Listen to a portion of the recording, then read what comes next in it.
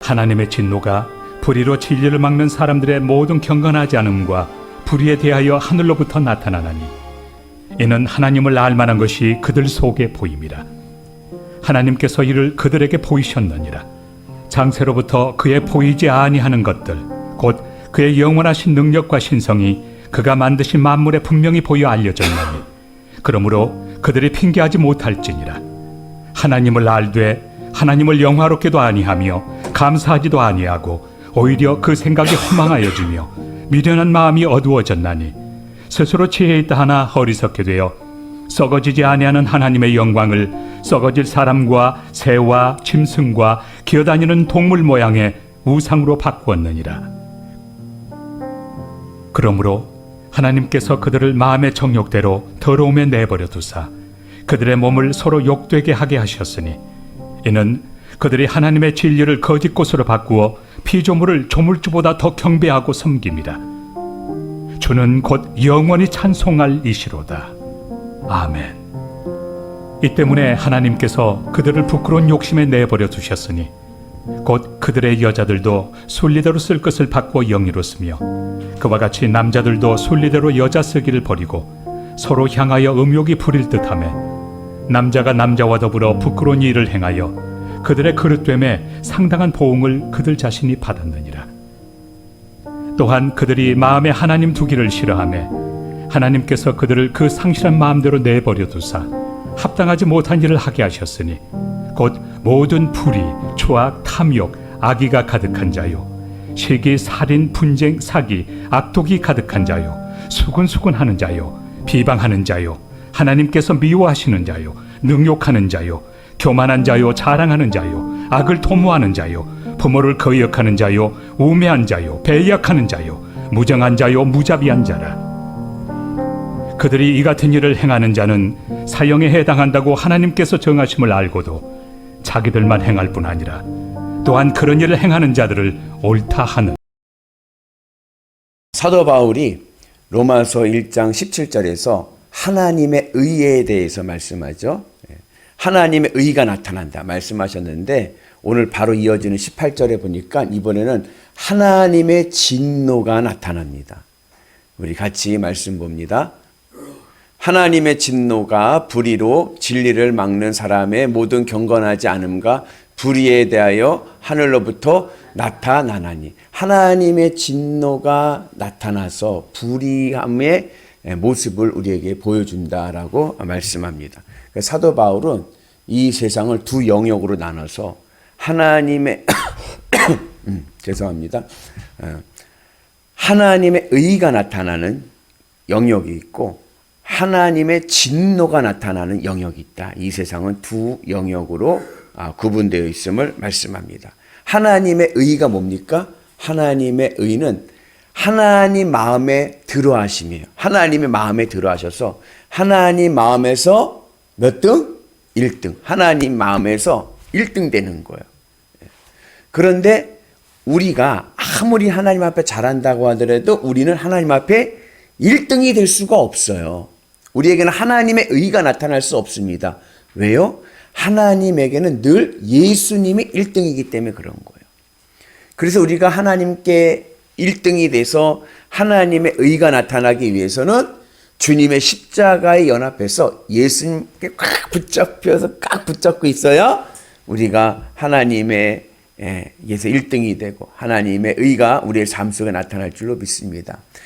반대로 하나님의 진노는 언제 나타나느냐? 주님의 십자가 밖에 있을 때입니다. 하나님의 의는 내가 주님의 십자가 안에 있을 때 나타난다고 하면 하나님의 진노는 주님의 십자가 밖에 있을 때 나타나고 이렇게 하나님의 예수님의 십자가 밖에서 생활하고 살아가는 것을 오늘 말씀에서는 불의한 삶이다. 불의하다라고 말씀을 합니다. 그리고 그들에게는 하나님의 심판이 있습니다. 그러면 우리가 이렇게도 생각할 수 있어요. 목사님, 그러면 예수님을 몰라서 예수님의 십자가 밖에서 살지만 그러나 그래도 성실하게 착하게 속된 말로 법 없이 선하게 산 사람도 하나님을 믿지 못하였기 때문에 불의한 삶이고 하나님의 심판 아래 있습니까? 라고 물을 수도 있어요. 맞습니다. 주님의 십자가 밖에 있으면 하나님의 심판을 받는 불의한 삶의 모습이 됩니다. 우리 같이 봅니다. 이는 하나님을 알만한 것이 그들 속에 보임이라. 하나님께서 이를 그들에게 보이셨느니라. 주님의 십자가 밖에 있어도 이미 하나님께서는 하나님을 알고 믿을 수 있는 하나님의 계시를 우리에게 주셨습니다. 그런데 그것을 사람들이 보고도 하나님을 깨닫지 못할 때는 그들은 하나님의 진노 아래 있는 것이죠. 그래서 예를 들자면 오늘 이 꽃을 보잖아요. 그 꽃을 보면은 꽃이 어때요? 야, 참 이쁘다. 야, 누가 이 꽃을 만들었을까? 야, 이거는 정말 이거는 하나님밖에 할 수가 없다. 인간으로서는 할 수 없는 이 아름다운 자연의 섭리와 그리고 모습과 순리를 보면서 야, 이거는 우리가 할 수 있는 것이 아니라 이 세상을 만들고 이끄시는 초월하신 하나님이 계시다. 이것을 인정하게 하나님께서 이미 이 세상에서 계시하고 있다는 거예요. 또 우리의 삶 속에서도 여러분이 생활하면서 여러분 삶의 경험을 통해서 야, 이건 진짜 하나님밖에 할 수 있는 일이 아니야. 정말 하나님 살아계신다. 이런 거 느끼고 고백할 때가 있지 않습니까? 그죠? 여러분들은 믿음이 있기 때문에 그런 거예요. 하나님께서는 이미 이 세상에 하나님을 충분히 깨닫고 하나님을 믿을 수 있는 것들을 많이 드러내셨습니다. 이 세상 모든 것 속에서. 그런데 그럼에도 불구하고 하나님의 계시, 하나님 살아계심을 내가 믿지 못하고 하나님을 알지 못하게 되면 그들은 불의한 삶으로 하나님의 심판을 받게 됩니다. 그리고 그렇게 하나님을 느끼지 못하고 경험하지 못한 삶의 모습이 바로 추악한 범죄의 모습으로 나타나죠. 그거는 경건이란 말 있잖아요. 경건이라는 것은 뭐냐면 내가 이 땅에 살아가면서 내 삶 속에서 하나님이 나와 함께 하심을 느끼며 살아가는 거예요. 이 세상에서 하나님의 역사하심을 내가 경험하면서 그것을 고백하며 살아가는 것이 경건입니다. 예를 들자면 그러지 못하고 야, 세상에서는 돈으로 안 되는 게 없네. 돈만 있으면 다 되네. 이 세상에서 돈의 위력을 느끼고 모든 이 세상의 이치가 돈으로 흘러가고 해결된다고 그것을 내가 경험으로 내가 인정을 한다면 그리고 그 돈의 순리에 따라 살아간다고 하면 그는 돈에 경건한 사람입니다.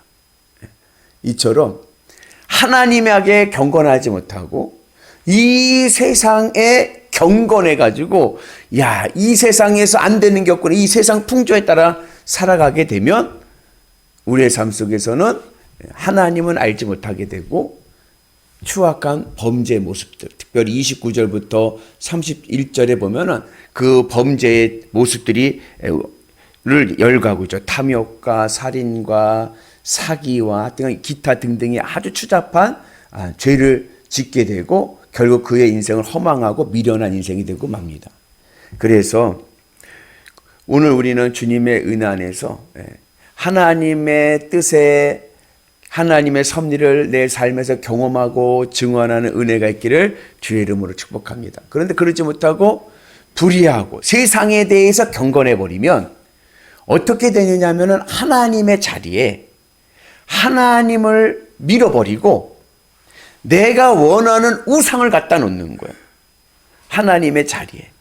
그리고 허접한 이론들, 뭐 공산주의, 진화론, 이러한 허접한 이론들을 따르고, 그리고 우상에게 굿하고 숭배하고 고사 지내고, 그러한 어리석은 모습을 보이게 됩니다.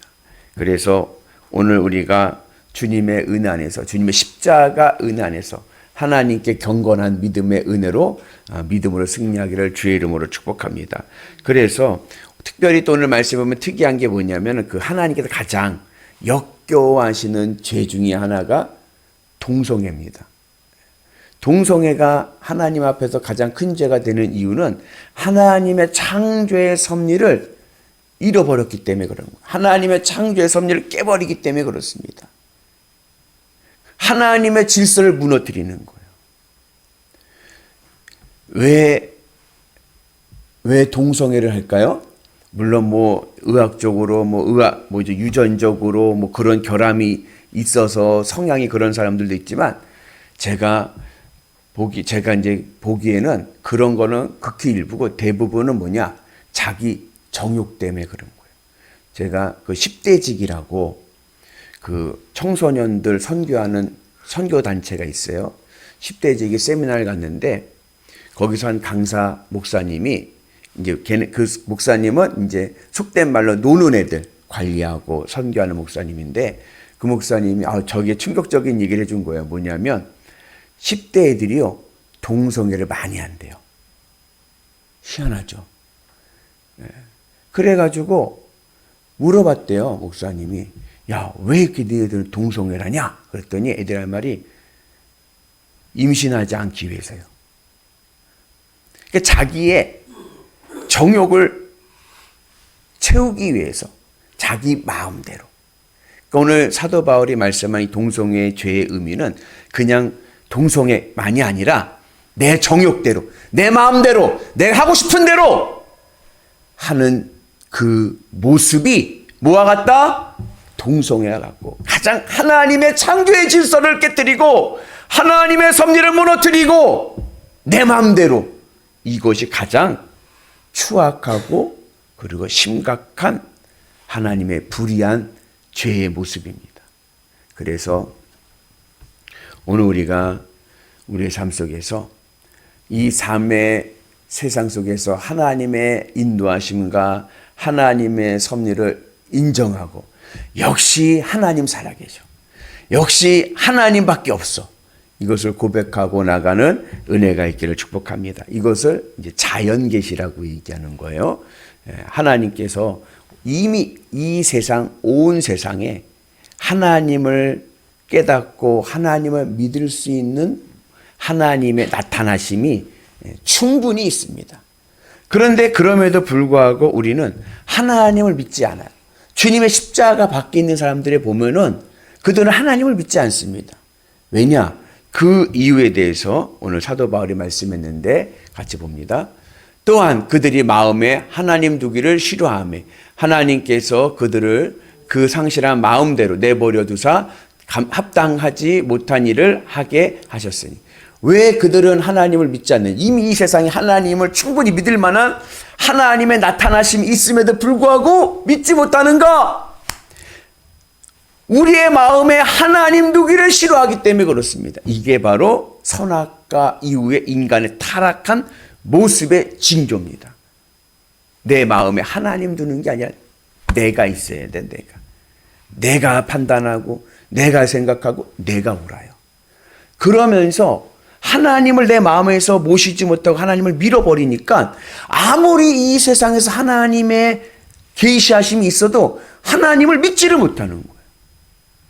제가 고등학교 때 저희 학교 매점에서 친구랑 컵라면 있잖아요. 컵라면을 해가지고 이렇게 테이블이 있어요. 몇 개. 같이 컵라면 먹을 수 있게끔 매점에 안에 식당 같이 거기서 이제 친구랑 둘이서 이제 컵라면을 먹는 거예요. 고등학교 때. 근데 옆에 테이블을 보니까 옆에 테이블에 햄버거가 2개 있는 거예요. 아유, 여러분 컵라면과 햄버거 뭘 선택하시겠습니까?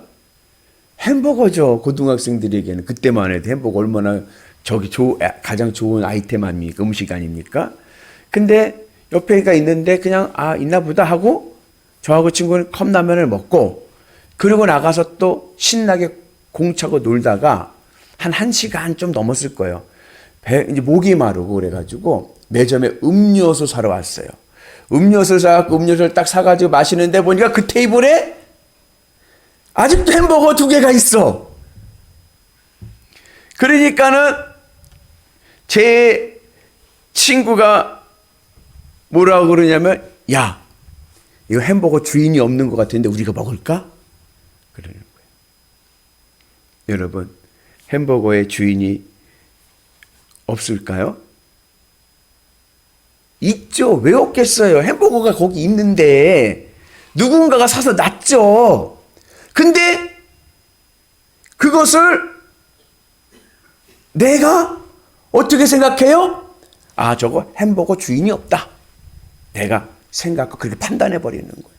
그랬더니 뭐가 나타나요? 그 햄버거를 내가 먹는 거예요. 우리 둘이 지금.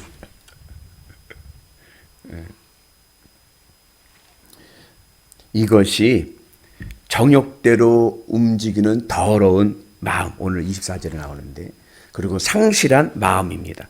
자기 입맛에, 자기 마음대로. 왜?